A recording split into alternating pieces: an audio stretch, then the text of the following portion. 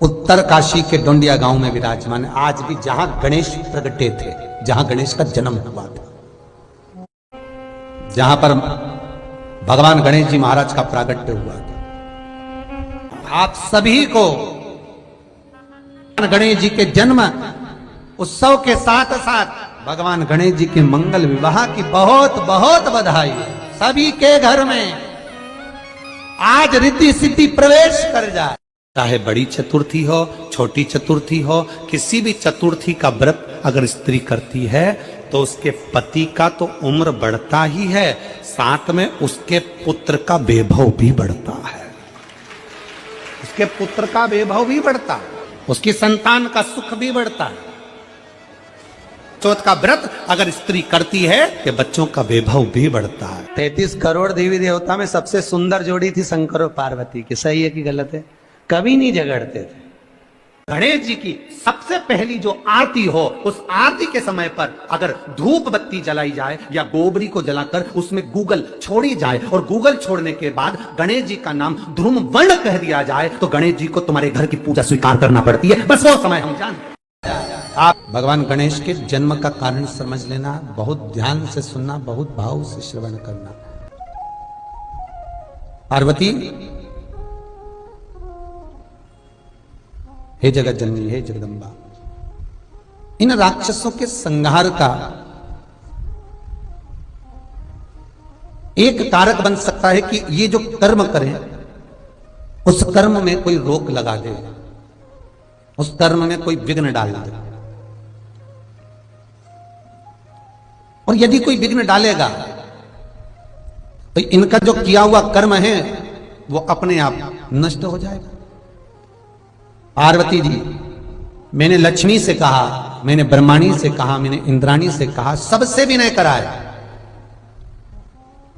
पर कोई ऐसे बालक को प्रकट नहीं करना चाहती कि जो विघ्न डाल सके।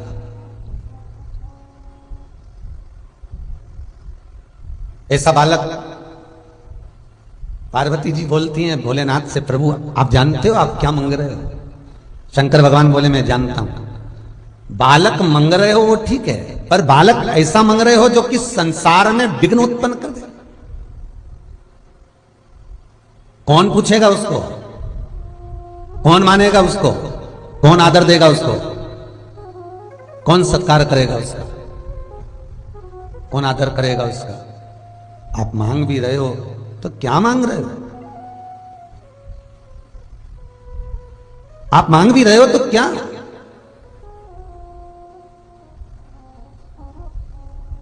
पार्वती,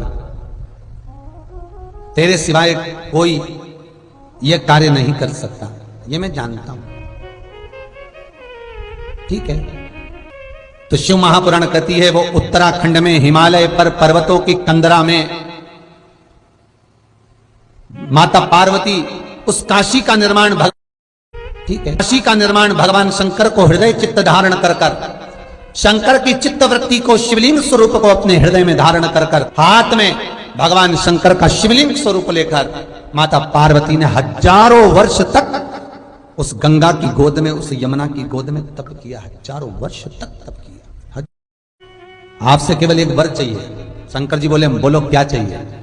पार्वती कहती है बालक को प्रकट मैं करूंगी, मेरा बालक जगत में विघ्न डालेगा इन राक्षसों के कार्य में, पर उसका नाम बिगड़ना नहीं चाहिए, जगत में वो पूजा जाए, क्योंकि मैं जन्म दे रही हूं उसको, मैं प्रकट कर रही हूं उसको। नहीं तो दुनिया के लोग कहें बताओ माता पार्वती के तन से जो बालक प्रकट हुआ था वो विघ्न डालने वाला, लोग उसको पूछे ही ना, लोग उसका स्मरण ही ना करें। ये भगवान के गणेश के प्रागट्य की कथा है कि उनका प्रागट्य क्यों हुआ, किस लिए हुआ, किसके लिए हुआ, कारण क्या था, किस कारण से।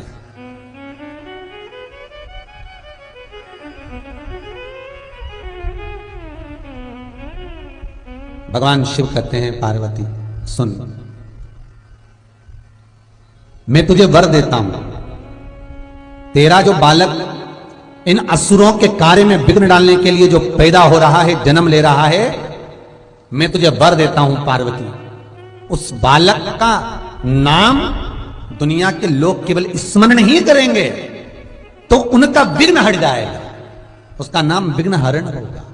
और राक्षसों के लिए विघ्न देने वाला होगा और संसार के लिए विघ्न हरने वाला होगा।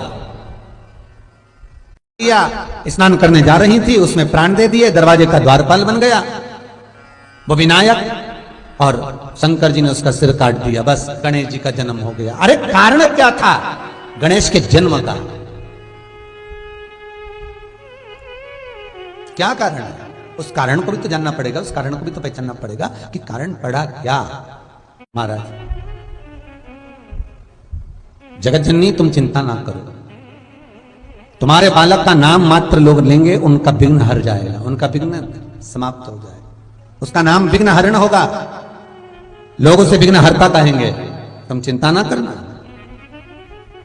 पार्वती जी ने कहा बालक ऐसा प्रकट करूंगी जो असुरों के कार्य में विघ्न डालेगा, और एक बार अगर विघ्न डाल दिया तो असुर उस विघ्न के कारण कभी सफल हो ही नहीं पाएगा। भगवान शिव कहते हैं क्या चाहती हो पार्वती? पार्वती जी कहती हैं मुझे यहां गंगा के पावन तट पर जो मैं तप करने के लिए बैठ रही हूं, गंगा की स्थली पर जो मैं तप करने के लिए बैठ रही हूं, गंगा का जो मैं स्मरण करने के लिए यहां बैठी हूं, मेरे शरीर पर गंगा, यमुना, सरयू, नर्मदा, क्षिप्रा, जितनी भारत की भूमियों पर इन नदियों का उद्गम हुआ है, जितनी भारत की भूमि पर ये नदियां बह रही हैं, इन नदियों का भी तेज पुंज मेरे शरीर पर आना चाहिए। शिव करुणा सागर, त्रिकालदर्शी, मेरा कैलाशी, मेरा अविनाशी, मां जगतजननी जगदम्बा से कहते हैं कि इस भूमि पर बैठकर तुम तप कर रही हो और तुम्हारे शरीर से जो बालक प्रकट होगा वो विघ्न असुरों को देगा और संसार के विघ्न को हर लेगा। इसलिए भगवान गणेश का एक नाम मंगल मूर्ति है। शिव पार्वती से कह रहे हैं तू बैठकर तप कर। हजारों वर्ष तक माता पार्वती जी ने तप करा ऐसा पुत्र प्राप्त करने के लिए जो असुरों के कार्य में विघ्न डाल दे और जगत के विघ्न को हर ले। वह विघ्न अधिपति मेरा भगवान श्री गणेश प्रकट हो, उसके लिए मां पार्वती तप कर रही है, साधना कर रही है। हजारों वर्ष मां के तप में निकल जाते हैं।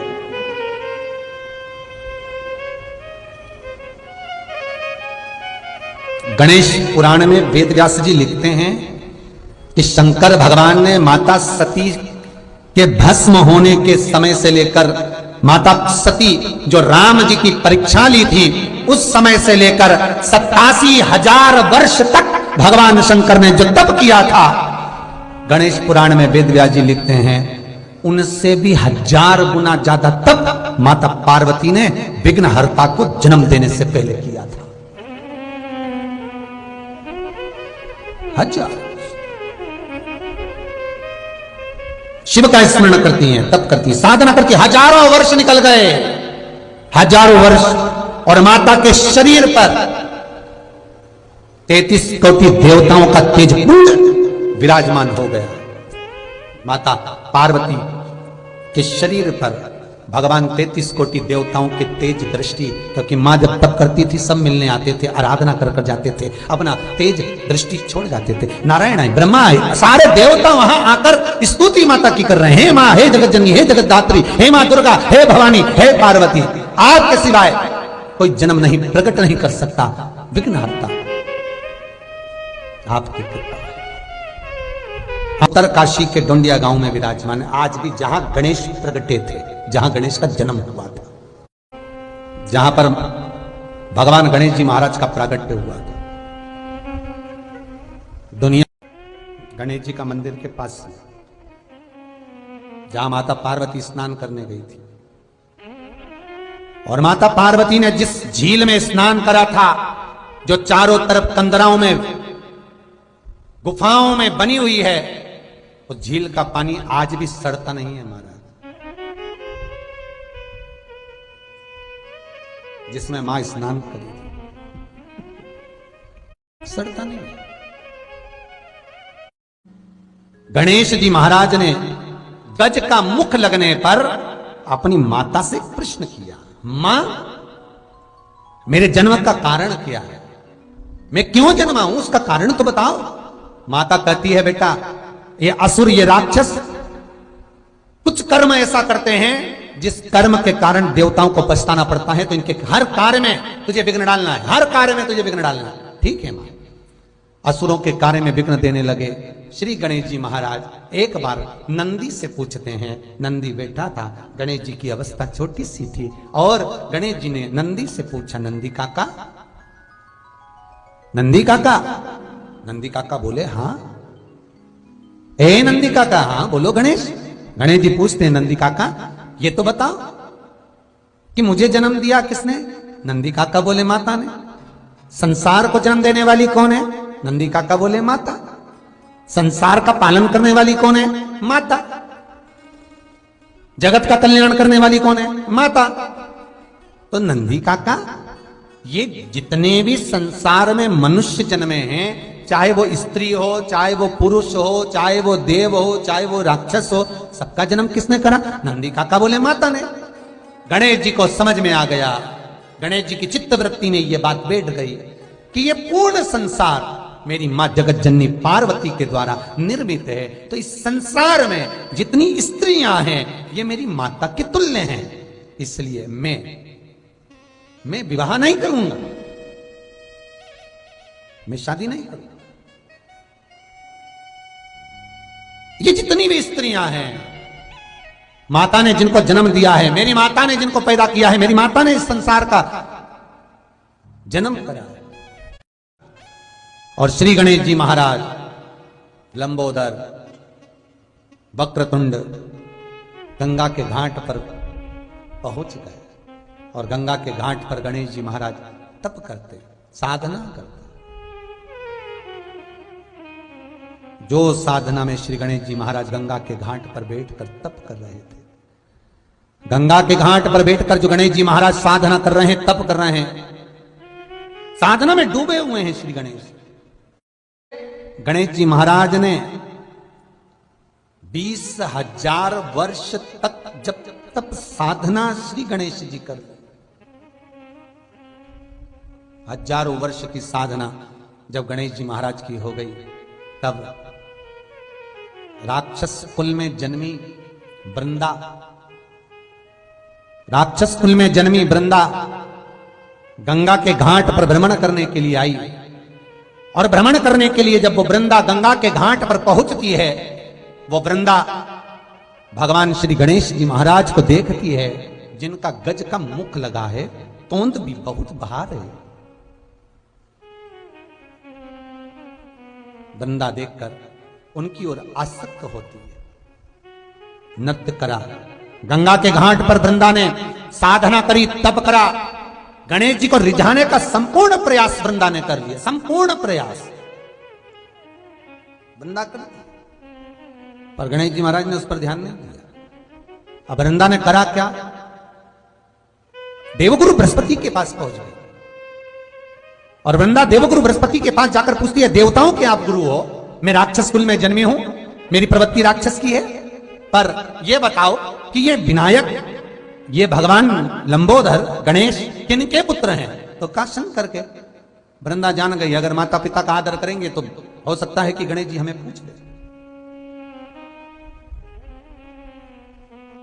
हो सकता है गणेश जी हमें पूछ ले।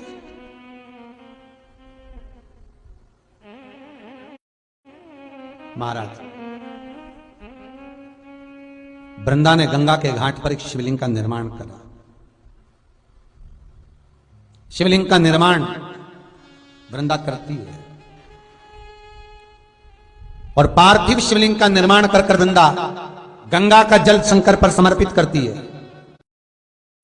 वृंदा ने खूब किया पर गणेश जी नहीं माने, श्राप दे दिया। वृंदा कहती है, मेरा श्राप है, तुम एक शादी के लिए मना कर रहे हो, तुम्हारे 2 मंगल विवाह होंगे। गणेश जी कहते हैं, वृंदा बिना सोचे समझे तूने मुझे श्राप दिया है, मैं तुझे श्राप देता हूं, तू तुलसी का पौधा बनेगी और मेरे सामने कभी नहीं आएगी। एक शंकर जी, एक गणेश जी, ये 2 देवता ऐसे हैं जिन पर तुलसी नहीं चढ़ती है, उनके भोजन में कभी तुलसी नहीं जाती है। इनकी भोजन की थाली में कभी तुलसी नहीं रहती। शंकर को तो फिर भी बैकुंठ चतुर्दशी के दिन रात्रि को 12 से 4 के बीच में तुलसी चढ़ भी जाती है, पर गणेश जी को तो वो तुलसी चढ़ती ही नहीं है। गणेश जी को समर्पित करना है तो शमी पत्र समर्पित करो, बेल पत्र समर्पित करो, दुर्वा समेत समर्पित करो, पर तुलसी नहीं। गणेश जी को, गणेश जी की साधना को तोड़ दिया, तब साधना गणेश जी की टूट गई। गणेश जी कैलाश पर चले गए। समय आया, प्रजापति विश्वरूप विश्वकर्मा की धर्म पत्नी कंचना, रिद्धि सिद्धि की मां। गणेश जी के ससुर और सास का नाम आप बहुत ध्यान रखकर रखना, कंचना देवी। प्रजापति विश्वरूप विश्वकर्मा की धर्म पत्नी कंचना देवी। एक बार भगवान शिव का स्तमन कर रही थी, बैठी थी, और भगवान विश्वकर्मा जी से उन्होंने पूछ लिया, प्रभु मेरी चित्त वृत्ति में मैं इतना सा चाहती हूं कि मेरे तप बल से, मेरी साधना से, मेरे शरीर से, मेरी तप साधना से जो कन्या जन्म ले वो जगत का भरण पोषण करने वाली हो, जगत का लाभ देने वाली, भरण पोषण करने वाली हो, ऐसी कन्या मेरे द्वारा प्रकट। माता कंचना रिद्धि सिद्धि की माता खूब तप करी, खूब। उसके लिए कंचना तप कर रही है, और उधर ब्रह्मा जी ने सरस्वती को भेज दिया भगवान श्री गणेश जी की बुद्धि को फेरने के लिए। गणेश जी के जन्म के समय पर सारे देवी देवताओं ने आकर गणेश जी को वर दिया था। सारे देवताओं ने, सारी देवियों ने, सब ने आकर वर प्रदान करा। उसमें माता सरस्वती भी थी, और माता सरस्वती ने गणेश जी को वर दिया था कि तुम बुद्धि के देव कहलाओगे, तुम्हारे बुद्धि की कभी कमी। और आज ब्रह्मा जी वापिस सरस्वती को गणेश की बुद्धि फेरने के लिए बन रहे, वापिस सरस्वती। इतने में माता सरस्वती आई, और माता सरस्वती आकर एक पवन के रूप में आकर गणेश जी की मस्तक पर के पास पहुंच गए। सरस्वती आज पवन के रूप में, माता पार्वती ने हाथ में जल लेकर सरस्वती पर, क्या बताएं, ब्रह्मा जी ने भेजा है। ब्रह्मा जी ने भेजा, हाँ, क्यों भेजा है, किस लिए? बस ये विवाह कर लें और कुछ नहीं। ब्रह्मचारी का जीवन जीना है, इस ब्रह्मचारी के जीवन को छोड़ दें। भगवान माता सरस्वती के शब्द जब माता पार्वती ने सुने तो माता पार्वती सरस्वती से कहती है, तुम जाओ, इस चीज के लिए तुम्हारी जरूरत नहीं पड़ेगी। माता सरस्वती के जाने के बाद माता पार्वती ने गणेश को गोदी में बिठाकर कहा, लालन सुनो गणेश। गणेश जी बोलते, मां बोलो, क्या बात है, सुन बेटा। संत बनना सरल, ब्रह्मचारी बनना सरल, तपस्वी बनना सरल, साधक बनना सरल, तपस्यावान बनना सरल है।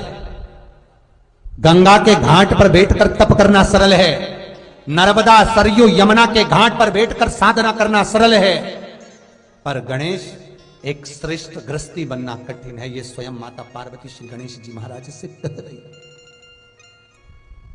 स्वयं माता पार्वती ये गणेश जी से निवेदन कर, बहुत कठिन है, बहुत में लगी हुई है। तुम्हारे हाथों, माता पार्वती गणेश जी से समझा रही, गणेश जी को निवेदन कर रही हैं कि संसार में ब्रह्मचारी बनकर नहीं रहना, तुझे तपस्वी बनकर नहीं रहना, तुझे साधक बनकर नहीं रहना, तुझे साध्य बनकर नहीं रहना, तुझे तो केवल केवल और केवल गृहस्थ आश्रम में रहकर भगवत भजन करना, गृहस्थ आश्रम।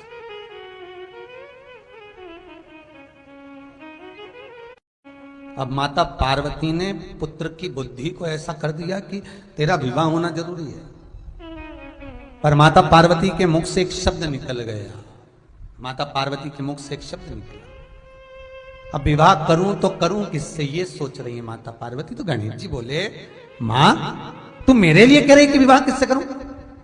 ऐसा कौन है जो अपनी बेटी मुझसे नहीं भी आएगा? पीछे से नंदी बोला, हाथी का मुंह लगा है और तोंद का ठिकाना नहीं है, कौन लड़की देगा? लड़का भी तो दिखने में अच्छा होना चाहिए। गणेश जी बोले हाँ ये भी बात तो पक्की है। गणेश जी भी नंदी से बोले नंदी काका सुन लो, आज मेरी मैया ने कहा है मुझे ब्याह करना है और कोई मुझे लड़की नहीं देगा मेरा स्वरूप देखकर, तो मैं भी किसी की यहां शादी नहीं होने दूंगा। जब तक मेरी नहीं होगी मैं किसी की नहीं होने दूंगा। अब गणेश जी तो बड़े उपद्री, अब सारे देवताओं में इनको पद मिला है गणाधिपति गणेश का, मतलब प्रथम गिनती में यही आएंगे। सबके यहाँ देवताओं की पूजन होगी तो पहले इनको पूजा जाएगा। अब शादी में सबसे पहले नोते तो गणेश जी को ही नोते। अब ये शादी में जाके नोते तो भेंट हो गए चूहे के साथ में बढ़िया आराम से। पर इनकी यहाँ जैसी शादी की तैयारी हो, गणेश जी चूहों की टीम बुलवा के सारा अनाज खिलवा दे, बोरियों में छेकड़े पड़वा दे। अब लड़की के जितने कपड़े बने, लड़की तैयार होने के लिए जैसे ही जाए तो उसके कपड़ों में पूरे में छेद ही छेद मिल जाए। बचा कुचा था तो गणेश जी महाराज बैठे बैठे सारा काम ऐसा करे, शंकर जी के गले में जो सांप पड़े थे, जहां से दूल्हा शादी करने आ रहा था, जिस जनवासे में दूल्हा ठहरता था उसमें सांप बिच्छू भर दे। अब जैसी सांप बिच्छू भरे तो दूल्हा तो भाग जाए। ना तो किसी के लड़के की शादी हो ना किसी की लड़की की शादी हो, सब कुंवारे कुंवारे घूमे। अब सारे जगत के कुंवारे छोरा और छोरी घूमे तो माता ब्रह्माणी के पास में पहुंचे, और ब्रह्माणी के पास जब इंद्रदेव जाकर पहुंचे तो इंद्राणी और इंद्रदेव ने कहा मां ब्रह्माणी कुछ करिए। ब्रह्माणी बोले क्या करना है, तुमने सारे कुंवारे पैदा कर दी। भगवान माता सरस्वती बोले सबकी लेखनी लिखी, सबकी शादी होगी, सबकी लड़के सबकी लड़की, सबका शादी का ब्याह का लिखा है, फिर कुंवारे कैसे रह गए? तो के बस वो एक ही विघ्न डाल रहा है, कौन? वो गणेश। उसकी शादी नहीं हो रही तो किसी की नहीं होने दे दिया। क्या आपके छोरे को समझाओ, पुत्र को समझाओ। भगवान गणेश जी को बुलाए, गणेश इधर। हाँ पिताजी। क्या कर रहा है? गणेश जी बोले कुछ नहीं, सबके यहाँ शुभ कार्य में जाता है। हाँ पिताजी खूब प्रेम से जाता हूं। अच्छा खाता पीता है? हाँ खूब बढ़िया, चकाचक लड्डू मोदक सब खाओ। तो उनके घर में शादी क्यों नहीं होने देता? गणेश जी बोले मेरी नहीं हुई तो मैं कौन हुआ? शंकर भगवान बोले बेटा ऐसा कोई होता है कि तुम्हारी शादी नहीं होगी जब तक तुम किसी की बारात में नाचोगे ही नहीं? नहीं नहीं, हम तो बस पिताजी। इतने में पार्वती जी बोली सही तो कह रहा है, पहले उसी की तो होना चाहिए। सबके यहाँ शादी में सबसे पहले वही जाए, उसी की नहीं हो तो कितना बुरा लगे ना। आपको तो चिंता ही नहीं कि भगवान ब्याह करना छोड़ा उनका। शंकर भगवान ने नारद जी को बुलाया, देव ऋषि नारद इधर आओ। नारद जी बोले बोलो प्रभु हमारे लड़के के लिए लड़की देख कर आओ। नारद जी मन में सोचे कि कार्तिक के लिए बोल रहे हैं क्योंकि कार्तिक के बड़ा होगा तो उसको तो कोई भी लड़की दे देगा। इतने में शंकर जी बोले जा रहे हो पर एक बात सुन लो कि पहले शादी इसी की करना है, नहीं तो ये कार्तिक की भी नहीं होने देगा, शादी इसी की करना है। भगवान गणेश जी महाराज माता पार्वती के शरीर के उपटन से प्रकट हुए हैं। माता कंचना के शरीर के भाग से दो देवियां प्रकट हुई, एक रिद्धि दूसरी सिद्धि। क्यों प्रकट करा इनको? इनको प्रकट करने का कारण क्या था? गणेश जी को प्रकट करने का कारण क्या था कि असुरों के काम में विघ्न डालना है। पर गणेश जी क्या कर रहे हैं? असुरों के काम में तो विघ्न डाला पर इनकी शादी नहीं हुई तो ये देवताओं के काम में भी विघ्न डालने लगे, ब्याह नहीं होने दे। तो माता कंचना देवी से स्वयं विश्वकर्मा जी ने निवेदन करा, हे कंचना तुम्हारे शरीर से दो देवियां प्रकट करो और गणेश जी की सेवा में भेज दो। गणेश जी को जिस घर में लोग विवाह शादी में बुलाएंगे वहां पर तुम्हारी दोनों बेटियां गणेश जी की सेवा में जाएंगी। हर शादी में तुम्हारी दो बेटियों को भेज देना, रिद्धि और सिद्धि को। तो इन रिद्धि सिद्धि को क्यों भेजना? तो कंचना देवी जब गणेश जी अपने चूहों को अपने गणों को आदेश करेंगे कि जाओ शादी में विघ्न डालो, तब तुम्हारी रिद्धि सिद्धि गणेश जी की ऐसी सेवा करे, ऐसी सेवा करे कि गणेश जी की दृष्टि काम बिगाड़ने में जाए ना और तुम्हारी देवियां काम सवार दे। बस इतना सा काम तुम्हारी देवियों को करना। गणेश जी का जन्म हुआ था असुरों के कार्य में विघ्न डालने के लिए, देवताओं के कार्य में विघ्न डालने, शादी नहीं होने दे। रिद्धि सिद्धि का काम है कार्य को सफल करना। तो गणेश जी की सेवा में रिद्धि सिद्धि पहुंच गई। और जब गणेश जी की सेवा में रिद्धि सिद्धि पहुंची, अब गणेश जी महाराज रिद्धि सिद्धि कभी जैसे गणेश जी महाराज अपने चूहे को पास में बुलाए कुछ बोलने के लिए, इतने में रिद्धि पहुंच जाए पंखा झेलने के लिए। इतने में सिद्धि आके बोले प्रभु क्या खाओगे? गणेश जी बोले मोदक। सिद्धि जाए मोदक लेने, इतने में रिद्धि चरण दबाए।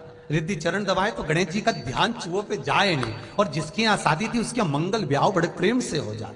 गणेश जी जब घर आए तो चूहे बोले प्रभु आज तो काम नहीं बिगाड़ा अपन। गणेश जी बोले ये रिद्धि सिद्धि बहुत चतुर है, ये काम नहीं बिगाड़ने दे रहे हैं। कहाँ है रिद्धि सिद्धि? बुलाओ उनको। बुलाया रिद्धि सिद्धि को। गणेश जी ने कहा हे रिद्धि सिद्धि सुनो, मैं तुम्हें श्राप देता हूं।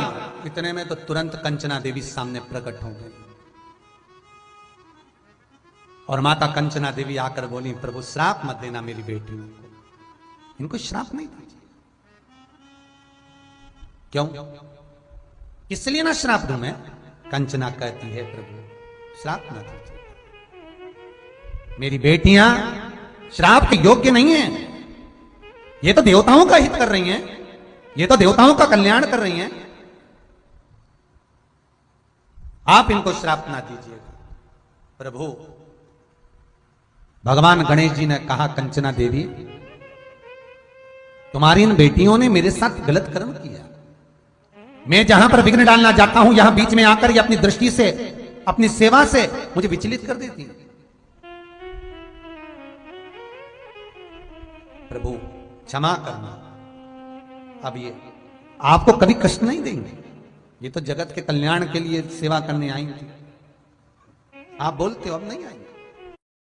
भगवान गणेश जी जब घर पहुंचे, मां जगत जननी पार्वती ने शंकर जी से कहा विवाह करना है गणेश का। देवर्षि नारद गए, सीधे पहुंच गए प्रजापति विश्वरूप विश्वकर्मा के पास में। महाराज आप मौन बैठे हो, क्या बात है? विश्वरूप विश्वकर्मा जी बोले, बेटी को ब्याह करना है, कोई लड़का बताओ। देवर्षि नारद बोले, कैसा लड़का चाहिए? जो बैठे तो लगे कि जमाई बैठा है। ओहो, भगवान बोले बिल्कुल ऐसा ही है, एक बार बैठ गया तो उठता ही नहीं है 10 दिन तक।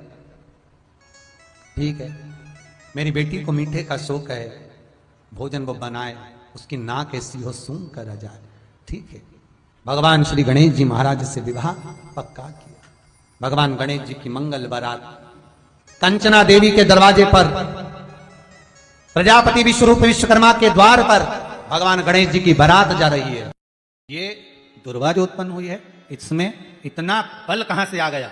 शंकर भगवान बोले रहे, ओ इंद्र, तुम्हारे अमृत से भी बड़ी प्रबल है ये दुर्वा। जिस समय पर अमृत का कलश निकला, उस अमृत के कलश को देवता लेकर जा रहे थे, ले जाते राक्षसों से छुड़ाकर सबसे पहले इन्होंने समुद्र के किनारे पर इसको छुपाया। उस जगह पर भगवान विष्णु की जंघा के रोम पड़े थे जिससे दुर्वा उत्पन्न हुई थी। उस दुर्वा पर इस कलश को रखा, रखते ही एक देवता ने उसके उठाकर देखना चाहा तो उसमें से थोड़ा सा भाग अमृत का नीचे गिर गया, जो दुर्वा पर पड़ गया। और आगे गए, फिर इसको छुपाया, वहां भी दुर्वा थी। फिर और आगे गए, वहां भी दुर्वा थी। सुन इंद्र, तेरे को जो अमृत मिला तूने एक बार में पिया, ब्रह्मा को जो अमृत मिला वो ब्रह्मदेव ने एक बार में पिया, वरुण को जो अमृत मिला वो एक बार में पिया, पर इस दुर्वा को जो अमृत मिला वो 5 बार मिला। इसलिए पंच दुर्वा लेकर तू गणेश के पास जा और उसको दे, क्योंकि ये 5 अमृत के कुंड से भी प्रबल है ये।